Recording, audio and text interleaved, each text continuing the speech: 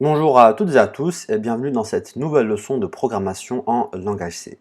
La dernière fois, nous avions introduit l'algorithme de base, le schéma de base d'un programme en langage C. Et on avait également expliqué comment afficher un message à l'écran et comment faire des sauts de ligne.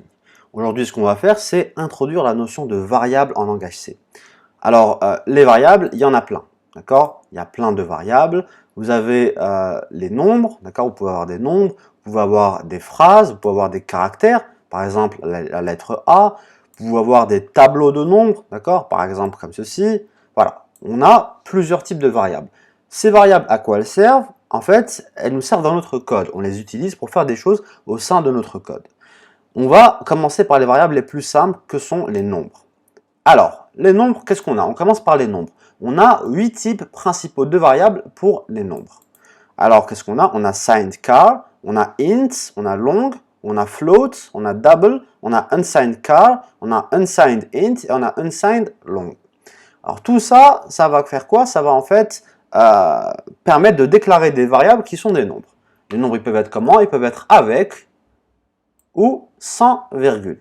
Bon, unsigned char, ça permet de déclarer des entiers allant de moins 127 à 127. Par exemple, moins 8, 67, etc., etc.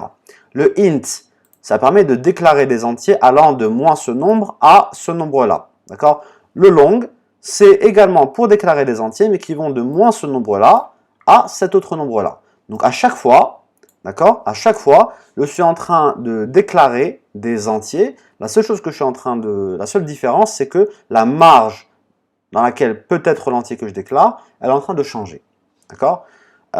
Ça, du coup, on avait ces trois types-là. On a également unsigned char. Ça permet de déclarer des entiers qui sont positifs, d'accord? Qui vont de 0 à 255. Donc là, je rappelle, signed char, c'était des entiers qui pouvaient également être négatifs.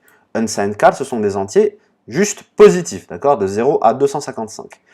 Unsigned int, c'est pour déclarer des entiers positifs allant de 0 à 65 535. Et unsigned long, c'est également pour déclarer des entiers qui sont positifs et qui vont de 0 à un certain nombre. Alors là, vous pouvez remarquer que j'ai pris juste les types int, par exemple, et long, et signed char. Et pour le signed char, j'ai remplacé le signed par unsigned. Et pour les int et long, j'ai juste rajouté unsigned. Donc unsigned, rappelez-vous, c'est quoi? C'est positif.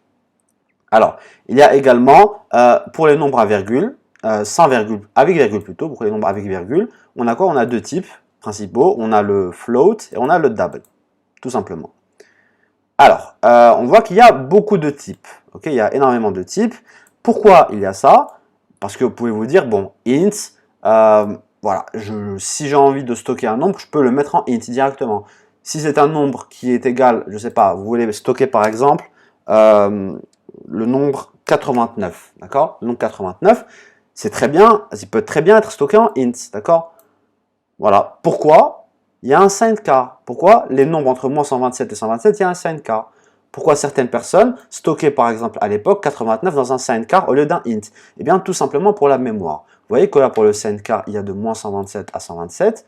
Pour le int, il y a une plus grande marge. En fait, le int, ça va demander plus de mémoire de stockage. Okay? Et à l'époque, c'était utilisé surtout pour économiser de la mémoire sur votre ordinateur.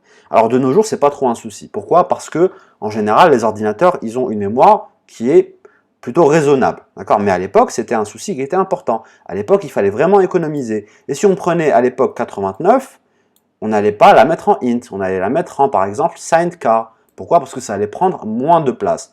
On faisait tout pour économiser de l'espace en mémoire. Bon, vu que là, ça ne nous intéresse plus, du coup, on peut déclarer tous nos entiers en int. Sauf si on a des entiers encore plus grands, qui dépassent cette marge, on pourra les déclarer en long, par exemple. Ok? Donc ça, c'était pourquoi il y a plusieurs types. Maintenant, comment on fait pour déclarer une variable? Alors, pour déclarer une variable, la syntaxe, elle est simple. On met ici type. Type, c'est le type de la variable. Alors, pour les nombres, ça va être, par exemple, signed char, int, float, double, etc., etc. Ensuite, on va mettre le nom de la variable. Alors, le nom de la variable qui doit respecter certaines normes, si vous voulez. Bon, en général, si vous mettez un nom qui est plutôt simple, d'accord, pas très extravagant, si vous ne mettez pas des chiffres partout, etc., ça devrait bien aller. Si vous voyez que votre nom ne fonctionne pas, vérifiez seulement qu'il respecte les normes d'appellation des types des variables. Alors, type, nom de votre variable, et là, une étape qui est optionnelle, c'est quoi? C'est initialiser votre variable à une valeur initiale. Par exemple, vous dites, ok, type, donc ça va être int, vous faites int, ensuite vous appelez votre variable x, ça peut suffire, mais vous vous dites, bon, j'ai envie de dire que x est égal à un certain nombre, vous voulez le dire dès le départ, x est égal à 5 par exemple, donc vous ferez int x est égal à 5, tout simplement. Alors pour changer la valeur de notre variable dans le programme, on va écrire nom de la variable, donc on reprend le nom de notre variable, par exemple x, et vous allez mettre égal, et là, la nouvelle valeur de votre variable. Par exemple, si j'avais mis x est égal à 5 au départ, et que je remets ici x est égal à 6, la nouvelle valeur de x sera 6, tout simplement. Ok? Si je n'avais rien mis ici, je n'avais pas initialisé, et que j'avais mis directement, x est égal à 6, j'aurais également eu x est égal à 6, tout simplement. Alors maintenant, si on veut afficher la valeur de notre variable à l'écran, on a besoin de symboles spéciaux. Okay? Alors pour les nombres, voici les symboles spéciaux. On a un pourcentage D pour afficher à l'écran des variables de type int. On a un pourcentage LD pour afficher des variables de type long. On a un pourcentage F pour les floats et un pourcentage F également pour les doubles. On écrira printf, ma variable est, et là vous mettez votre symbole spécial. Après la phrase du coup, vous mettez la virgule ici, et ensuite le nom de votre variable, par exemple x. Et ce qui va se passer, c'est que cette variable-là, la valeur de cette variable, elle va venir se mettre à la place du pourcentage que vous avez écrit juste ici. On va prendre un exemple tout de suite. Donc je vais réouvrir test 2. Donc là, je rappelle, ça c'est la structure de base de notre algorithme.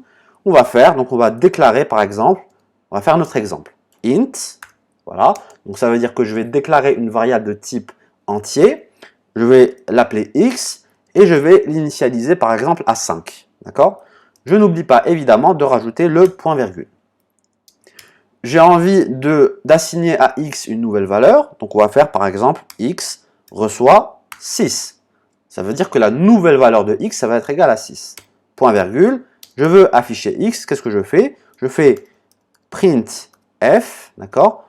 J'écris ma phrase, donc ma variable, et là vous mettez, puisque vous voulez afficher un entier, le symbole spécial c'est pourcentage D, tout simplement. Vous mettez la virgule ici, et vous mettez ensuite le nom de la variable que vous voulez mettre à la place du pourcentage D. Ici ça va être du coup x. Évidemment, puisque x est un entier, il faut que vous preniez le pourcentage d'un entier. Si x c'était un float ou un double, vous auriez mis un pourcentage f ici, et pas un pourcentage D. Très bien, je mets un point virgule, commande S, et là je vais voir du coup si ça fonctionne. Donc ça, c'est les lignes de la précédente leçon. Alors, je vais recompiler, je vais exécuter, qu'est-ce que j'ai? Ma variable est 6, vous voyez, donc ma variable c'est le 6. Si je n'avais pas donné une nouvelle valeur à x, qu'est-ce que j'aurais eu? J'aurais eu directement x est égal à 5, ma variable est 5. On va voir commande S. Vous voyez ici, donc, voilà, ma variable est le 5, tout simplement. Vous voyez, ma variable est le 5. Alors, évidemment, vous pouvez rajouter également un saut de ligne. Vous faites ça juste ici, après le pourcentage D, dans notre exemple. Voilà, vous faites anti/n, ça va faire notre saut de ligne. Voilà, commande S, et là, j'ai mon saut de ligne du coup. Regardez. Je vais compiler et exécuter. Voilà, ma variable est 5 et ça a fait mon saut de ligne, tout simplement. Alors ça, c'était en déclarant une variable de type int. Je peux également déclarer une variable de type double. Donc ici, vous écrivez double, vous mettez le nom de votre variable. Par exemple, je vais l'appeler numéro. Voilà, je vais appeler la variable numéro. Et là, les doubles, je le rappelle, c'est quoi? C'est des nombres à virgule. Donc, vous pouvez déclarer des nombres à virgule. 5.6, par exemple. D'accord?